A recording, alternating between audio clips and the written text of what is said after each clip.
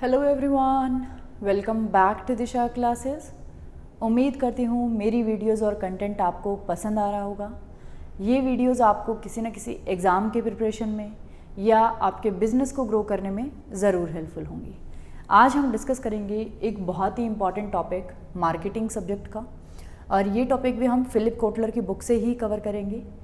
इस टॉपिक को वैसे अगर आपको डिटेल में देखना है तो आप मेरी मार्केटिंग की प्लेलिस्ट को विज़िट कर सकते हैं। वहाँ ये टॉपिक हमने डिटेल में डिस्कस किया है, एक एक स्टेप को एक एक वीडियो के थ्रू कवर किया है। और अगर आपको सिर्फ एक रिवीजन के पॉइंट ऑफ व्यू से या सिर्फ ओवरव्यू के पॉइंट ऑफ व्यू से देखना है तो आप इस वीडियो के थ्रू इसे कवर कर सकते हैं। और दिशा क्लासेस पे बेसिकली हम कॉमर्स के सब्जेक्ट्स को कवर कर रहे हैं। जितने भी नए स्टूडेंट्स हमारे साथ जुड़े हैं तो आप मेरी डिफरेंट प्लेलिस्ट को विज़िट कर सकते हैं। एक प्लेलिस्ट आपको मिलेगी मार्केटिंग सब्जेक्ट के लिए, जहां हम फिलिप कोटलर की बुक से मार्केटिंग सब्जेक्ट को कवर कर रहे हैं, और 10 chapters line to line detail में हम फिलिप कोटलर की बुक के कवर कर चुके हैं। सेकंड सब्जेक्ट हमने स्टार्ट कर रखा है ह्यूमन रिसोर्स मैनेजमेंट, वो हम अश्वत्थापा की बुक से कवर कर रहे हैं, उसकी भी कुछ वीडियोज़ आपको मिल जाएंगी। और थर्ड सब्जेक्ट हमने स्टार्ट कर रखा है 11th क्लास की अकाउंटेंसी। जिस भी स्टूडेंट को कॉमर्स का बेस तैयार करना है, 11th क्लास की अकाउंटेंसी तैयार करनी है, तो वो उस प्लेलिस्ट में जाके देख सकता है। स्टार्ट करते हैं टॉपिक हमारा है डिज़ाइनिंग द सेल्स फोर्स। कोई भी कंपनी अगर सोच रही है कि उसे पर्सनल सेलिंग करनी है, मतलब उसके सेल्स रिप्रेजेंटेटिव या सेल्स फोर्स मार्केट में जाके कस्टमर्स को विजिट करेगी और उन्हें प्रोडक्ट्स की सेल करेगी, तो उसे हम बोलते हैं पर्सनल सेलिंग। पर्सनल सेलिंग करने के लिए हर एक कंपनी को सेल्स फोर्स की ज़रूरत पड़ती है, सेल्स रिप्रेजेंटेटिव्स की ज़रूरत पड़ती है। तो सेल्स फोर्स को कैसे डिज़ाइन किया जाता है? अगर कोई भी कंपनी पर्सनल सेलिंग के लिए सेल्स फोर्स को हायर करने की सोच रही है तो उसको हायर और मैनेज करने की तो दूसरी बात है, पहले तो आपको सेल्स फोर्स को डिज़ाइन करना पड़ेगा। सेल्स फोर्स से रिलेटेड कुछ डिसीजंस लेने पड़ेंगे। तो अगर हम इन डिसीजंस की बात करें कि कैसे कंपनीज सेल्स फोर्स को डिज़ाइन कर सकती हैं, तो टोटल इसमें हमारे पास 5 स्टेप्स हैं। सबसे पहले कंपनी को डिसाइड करना है कि उसके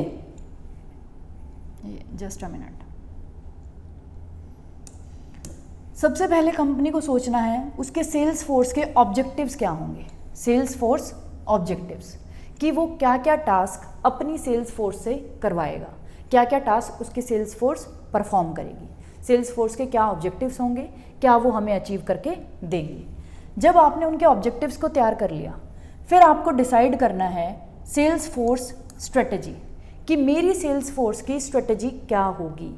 अलग अलग कंपनीज़ की अलग अलग स्ट्रेटजीज़ होती हैं अपनी अपनी सेल्स फोर्स को लेके। कोई किसी तरीके से अपनी सेल्स फोर्स को स्ट्रेटेजाइज करता है, किसी की कुछ स्ट्रेटजी होती है सेल्स फोर्स को लेके। तो कंपनी को सेल्स फोर्स के लिए डिसाइड करना है कि उनकी स्ट्रेटजी क्या होगी। सेल्स फोर्स को हायर करने से पहले हम सेल्स फोर्स की डिज़ाइनिंग की बात कर रहे हैं। थर्ड स्टेप हमारा होता है सेल्स फोर्स का स्ट्रक्चर, कि हमारी जो सेल्स फोर्स होगी उसका क्या स्ट्रक्चर होगा। अलग अलग स्ट्रक्चर के टाइप्स हैं, उनके बेसिस पे आप देख सकते हैं आपकी कंपनी को कौन सा सूटेबल है, उसके बेसिस पे आप अपनी सेल्स फोर्स का स्ट्रक्चर डिज़ाइन कर सकते हैं। जब आपने स्ट्रक्चर भी डिज़ाइन कर लिया तो फोर्थ स्टेप हमारा है सेल्स फोर्स का साइज़, कि हमारी सेल्स फोर्स की स्ट्रेटजी भी तैयार हो गई, स्ट्रक्चर भी तैयार हो गया। उसके बाद हमें डिसाइड करना है साइज़, कि हमें कितनी सेल्स फोर्स चाहिए, क्या हमारी सेल्स फोर्स का साइज़ होगा, क्योंकि ना तो सेल्स फोर्स ज़्यादा होनी चाहिए रिक्वायरमेंट से और ना ही वो कम होनी चाहिए, दोनों के ही नेगेटिव इम्पैक्ट्स हैं। जब आपने सेल्स फोर्स का साइज़ भी डिसाइड कर लिया, फिर आपको फाइनली डिसाइड करना है सेल्स फोर्स का कंपनसेशन, कि आपकी जो सेल्स फोर्स होगी उसको आप क्या कंपनसेशन देंगे या उनका क्या कंपनसेशन का पैकेज रहेगा। तो ये 5 चीज़ें हैं जो किसी भी कंपनी को डिसाइड करनी पड़ती है जब वो अपनी पर्सनल सेलिंग के लिए सेल्स फोर्स को डिज़ाइन करती है। अब इन्हीं को मैं थोड़ा डिटेल में आपको समझा देती हूँ। पहले बात कर लेते हैं फर्स्ट स्टेप की।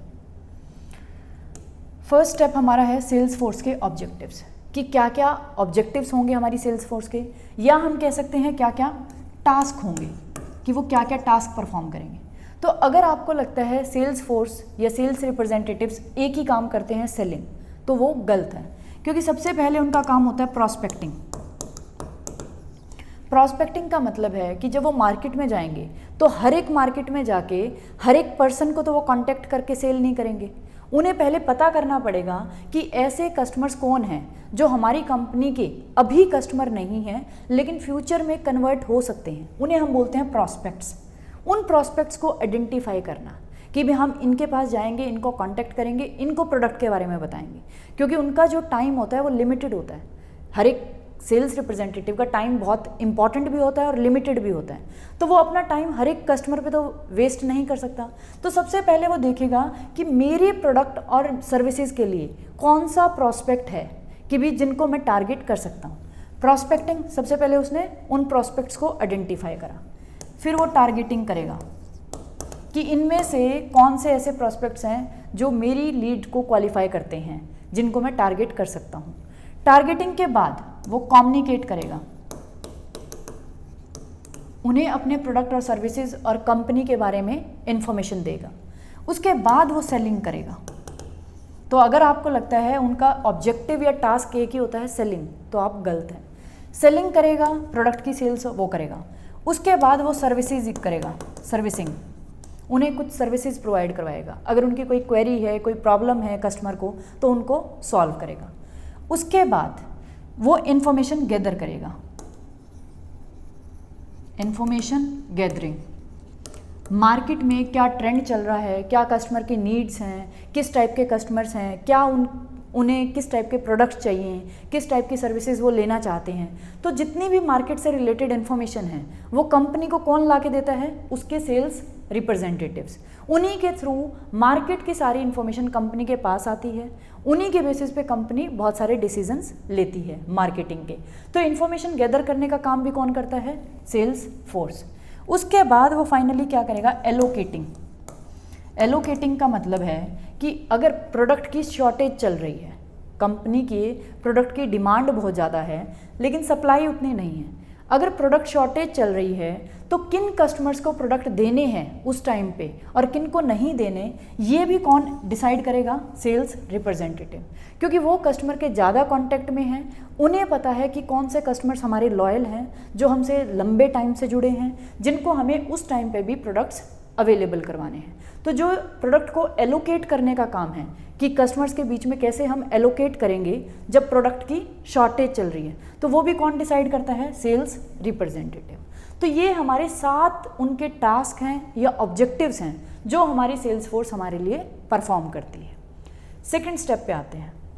अब बात कर लेते हैं prospecting, targeting, communicating, selling, servicing, information gathering और एलोकेटिंग। ये 7 हमने डिस्कस कर लिए। अब बात कर लेते हैं सेल्स फोर्स की स्ट्रेटेजी की, कि सेल्स फोर्स की स्ट्रेटेजी क्या रहती है। अलग अलग कंपनीज की अलग अलग है। एक स्ट्रेटेजी जो फेमस है वो है लीवरेज, जो आजकल कंपनीज अडॉप्ट कर ली हैं, लीवरेज सेल्स फोर्स।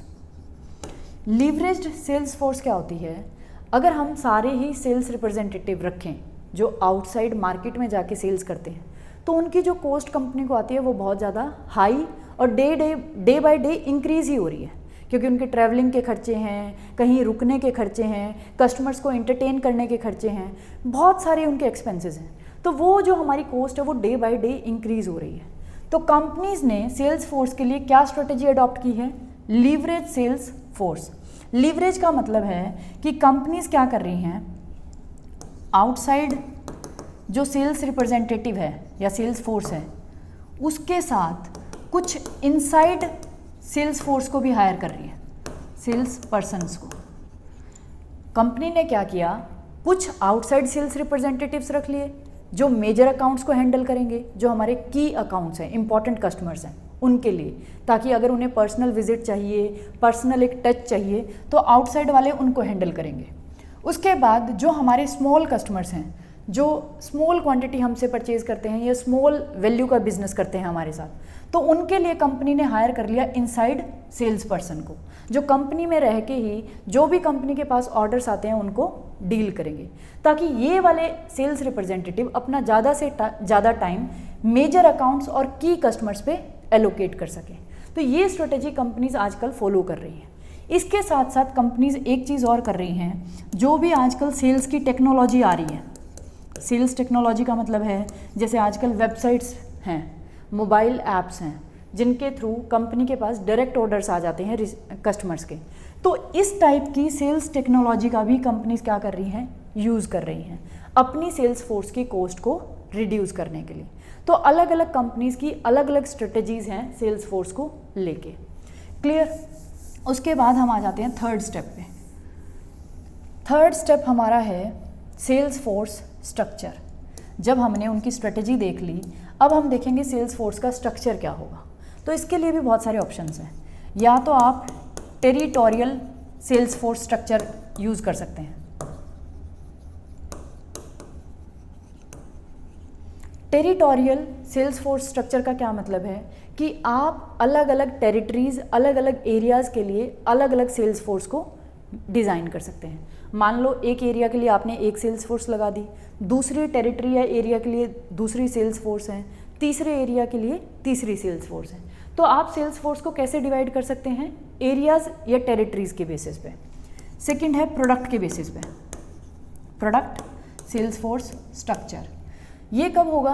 अगर किसी भी कंपनी के एक से ज़्यादा प्रोडक्ट्स हैं, 2 या 3 प्रोडक्ट्स हैं, तो आप उन प्रोडक्ट्स के लिए अलग अलग सेल्स फोर्स लगा सकते हैं कि ये सेल्स फोर्स प्रोडक्ट ए की है, ये सेल्स फोर्स प्रोडक्ट बी के लिए है, ये सेल्स फोर्स प्रोडक्ट सी के लिए है।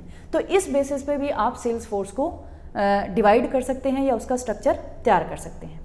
थर्ड हमारा हो सकता है मार्केट के बेसिस पे, market sales force structure. Market के बेसिस पे भी आप डिवाइड कर सकते हैं। जैसे ये हमारी लोकल सेल्स फोर्स है जो लोकल एरिया को डील करेगी, ये हमारी स्टेट लेवल की सेल्स फोर्स है, नेशनल के लिए, नेशनल लेवल के लिए अलग सेल्स फोर्स हो सकती है, इंटरनेशनल मार्केट के लिए अलग से सेल्स फोर्स हो सकती है जो इंटरनेशनल मार्केट्स को कवर करेगी। तो मार्केट के बेसिस पे आप सेल्स फोर्स का स्ट्रक्चर डिज़ाइन कर सकते हैं। और फोर्थ हमारा इसमें आता है, फोर्थ यहाँ लिख लेते हैं, फोर्थ हमारा आता है कंबाइंड, कंबाइंड मैट्रिक्स बोल सकते हैं आप। और ये हमारा है फोर्थ, कंबाइंड या मैट्रिक्स। इसमें कंपनीज क्या करती हैं, कॉम्बिनेशन ले लेती हैं। अलग अलग एरियाज़ के लिए टेरिटोरियल की सेल्स फोर्स कर सकती है, मेजर अकाउंट्स के लिए एक सेल्स फोर्स कर सकती है, जो स्मॉल कस्टमर्स हैं उनके लिए इनसाइड वाली कर सकती है, जो डिस्ट्रीब्यूटर्स हैं डिस्ट्रीब्यूटर्स के लिए अलग से एक सेल्स फोर्स कर सकती है।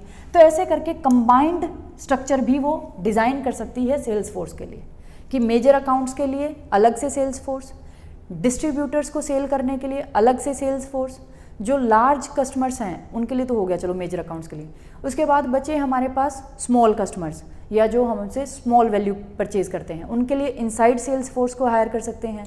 और अलग अलग अगर कोई इंपॉर्टेंट एरिया है तो उस टेरिटरी या एरिया के लिए अलग से सेल्स फोर्स। तो इस टाइप से कंबाइंड और मैट्रिक्स सेल्स फोर्स स्ट्रक्चर का भी यूज़ कर सकती हैं। जब आपने स्ट्रक्चर भी डिसाइड कर लिया, ऑब्जेक्टिव्स हो गए, स्ट्रेटजी भी देख ली, स्ट्रक्चर भी देख लिया, अब बात कर लेते हैं साइज़ की कि कितने सेल्स रिप्रेजेंटेटिव हमें हायर करने हैं, क्या उनका साइज़ होगा। तो साइज़ के लिए एक ही अप्रोच है, वर्क लोड अप्रोच।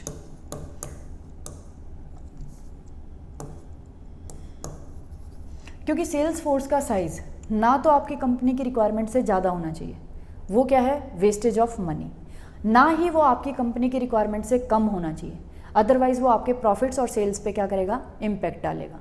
क्योंकि अगर आपके पास सेल्स फोर्स कम है जितनी रिक्वायर्ड है तो आपकी कंपनी की सेल्स और रिवेन्यूज़ क्या होंगे, डिक्रीज़। तो दोनों ही तरीके से हमारा जो सेल्स फोर्स का साइज़ है वो अपनी कंपनी की रिक्वायरमेंट के अकॉर्डिंग होना चाहिए। अब कैसे हम डिसाइड कर सकते हैं, तो एक अप्रोच है वर्कलोड अप्रोच।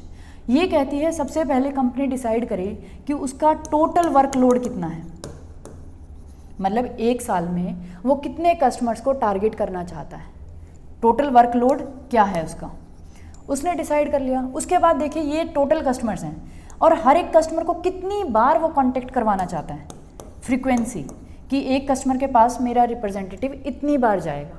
तो यहाँ से आप इनको मल्टीप्लाई करके टोटल वर्कलोड निकाल सकते हैं कि टोटल कस्टमर्स इतने होंगे मेरे, सॉरी यहाँ टोटल कस्टमर्स कर लो, टोटल अकाउंट्स या कस्टमर्स कर सकते हो कि टोटल इतने अकाउंट्स को हम एक साल में चाहते हैं कवर करना, इतनी बार एक अकाउंट को कवर करना चाहते हैं। तो इनको जब आप मल्टीप्लाई कर देंगे तो टोटल वर्कलोड आ जाएगा। और फिर आप देखें कि एक जो सेल्स रिप्रेजेंटेटिव है वो एक साल में कितनी कॉल्स कर सकता है। आपको टोटल कॉल्स इतनी चाहिए। अब इसको अब आप एक एवरेज जो सेल्स रिप्रेजेंटेटिव की साल की कॉल है कि वो इतनी कर सकता है, उससे डिवाइड कर देंगे तो आपके पास सेल्स फोर्स का साइज़ आ जाएगा। तो ये है हमारा सेल्स फोर्स का साइज़ डिसाइड करने का तरीका। उसके बाद जब आपने साइज़ भी डिसाइड कर लिया तो बात आती है सेल्स फोर्स के लास्ट स्टेप की, जो है सेल्स फोर्स का कंपनसेशन। अब आपको डिसाइड करना है कि आप क्या उन्हें कंपनसेशन देंगे। आपके सेल्स फोर्स के लिए क्या कंपनसेशन पैकेज है या क्या कंपनसेशन प्लान है। तो अगर हम कंपनसेशन पैकेज की बात करें तो दो टाइप से आप उन्हें कंपनसेट कर सकते हैं। एक है फिक्स्ड, एक है वेरिएबल। फिक्स्ड पे या वेरिएबल पे। इसमें क्या है कि आप अपने सेल्स रिप्रेजेंटेटिव्स को फिक्स्ड पे जो है सैलरी, उसके बेसिस पे रख रहे हैं कि भी हम तो सारे ही सेल्स रिप्रेजेंटेटिव को एक फिक्स्ड पे सैलरी देंगे, बेशक वो कितनी भी सेल्स करें। तो एक तो कंपनसेशन का पैकेज हो सकता है ये आप डिसाइड कर सकते हैं अपनी सेल्स फोर्स के लिए। दूसरा है वेरिएबल पे कि हम उन्हें जो उनकी पे होगी वो फिक्स्ड नहीं देंगे, वो बेस पे होंगी किसके, सेल्स पे। जितनी आप सेल्स करेंगे सेल्स के बेसिस पे आप क्या कर देते हैं, कमीशन दे देते हैं उन्हें। कि मान लो आपने एक सेल करी तो जिस भी अमाउंट की आप वो सेल करेंगे उसका 10% हम आपको देंगे। आपका कंपनसेशन कितना है, एक सेल का जो भी 10% बनेगा वो आपको देंगे, साथ में उसके एक्सपेंसेस हम दे देंगे। तो इस टाइप से आप सेल्स फोर्स का कंपनसेशन प्लान डिसाइड कर सकते हैं। तो दो मेथड्स हैं, इनमें से कंपनी को सेलेक्ट करना है कि वो अपनी सेल्स फोर्स के लिए क्या कंपनसेशन प्लान सेलेक्ट करता है। तो ये हमारा है लास्ट। अलग अलग के दोनों ही चीज़ों के, दोनों ही प्लान्स के अलग अलग बेनिफिट्स हैं, अलग अलग डिसएडवांटेजेस हैं। क्लियर? क्योंकि फिक्स्ड में क्या हो सकता है, उन्हें पता है कि भी सैलरी तो मिलनी है तो वो सेल्स पे इतना फोकस या एफर्ट्स नहीं लगाते। वेरिएबल में क्या होता है, उन्हें पता है जितनी ज़्यादा सेल्स करोगे उतना ज़्यादा कमीशन बनेगा, तो वो सेल्स पे ही फोकस करते हैं। कस्टमर्स के रिलेशनशिप्स को मेंटेन करने को इग्नोर करते हैं, मतलब उनको सिर्फ ये होता है सेल्स करनी है। तो जो अदर फैक्टर्स हैं, कस्टमर को कैसे मेंटेन करना है, कस्टमर के साथ कैसे रिलेशनशिप्स बनाने हैं, उनको वो क्या करते हैं, इग्नोर। तो दोनों ही प्लान्स के अलग अलग हम कह सकते हैं डिसएडवांटेजेस हैं और एडवांटेजेस भी हैं। तो आपको अच्छे तरीके से एनालाइज करके डिसाइड करना है कि भी क्या आपका कंपनसेशन प्लान होगा। तो ये हमारा था प्रोसेस जब कोई भी कंपनी अपनी सेल्स फोर्स को डिज़ाइन करती है। अगर आपको सेल्स फोर्स को डिज़ाइन करना है तो ये स्टेप्स आपको फॉलो करने पड़ेंगे, या आप कह सकते हैं ये डिसीजंस किसी भी कंपनी को लेने पड़ेंगे। अगर आपको कोई भी डाउट हो आज की वीडियो से रिलेटेड तो आप मुझे कमेंट बॉक्स में कमेंट कर सकते हैं। और अगर आपको ये टॉपिक डिटेल में देखना है तो आप मेरी मार्केटिंग की प्लेलिस्ट में जाके इसको देख सकते हैं। ये चैप्टर नंबर 20 फिलिप कोटलर की बुक का टॉपिक है। चैप्टर नंबर 20 को अगर आप कंप्लीट देखना चाहते हैं लाइन टू लाइन तो आप मार्केटिंग की प्लेलिस्ट में जाके देख सकते हैं। वहाँ आपको चैप्टर नंबर 20 के टोटल 37 पार्ट्स मिलेंगे, उनके थ्रू हमने लाइन टू लाइन कवर किया है इस चैप्टर को। और कोई भी डाउट हो तो आप मुझे कमेंट बॉक्स में कमेंट कर सकते हैं। और लास्ट में आप सभी से एक ही रिक्वेस्ट करती हूँ, प्लीज़ वीडियोज़ को ज़्यादा से ज़्यादा शेयर कर दिया करो, क्योंकि पूरे यूट्यूब प्लेटफॉर्म पे आज तक कोई भी ऐसा चैनल नहीं है जो फिलिप कोटलर की बुक से मार्केटिंग सब्जेक्ट को करवाए, या फिर अश्वत्थ थापा की बुक से ह्यूमन रिसोर्स मैनेजमेंट को करवाए, या फिर 11th क्लास का अकाउंट्स बेसिक DK गोयल की बुक से करवाएं। मतलब 11th क्लास के अकाउंट्स वाले मिल जाएंगे आपको, लेकिन ह्यूमन रिसोर्स मैनेजमेंट अश्वत्थ थापा की बुक से और फिलिप कोटलर की बुक से मार्केटिंग सब्जेक्ट तो बहुत दूर की बात है कि कोई भी यूट्यूब चैनल आपको ये सब्जेक्ट करवाएगा। तो इसलिए आप सभी से रिक्वेस्ट है, प्लीज़ अगर आपको मेरा कंटेंट और वीडियोज़ अच्छी लग रही हैं तो इन्हें ज़्यादा से ज़्यादा शेयर करें। अगर चैनल को सब्सक्राइब नहीं करा तो प्लीज़ चैनल को भी सब्सक्राइब कर लें, ताकि ऐसा और भी कंटेंट मैं आपके लिए लेके आती रहूँ। Thank you for watching Disha classes and keep spotting Disha classes.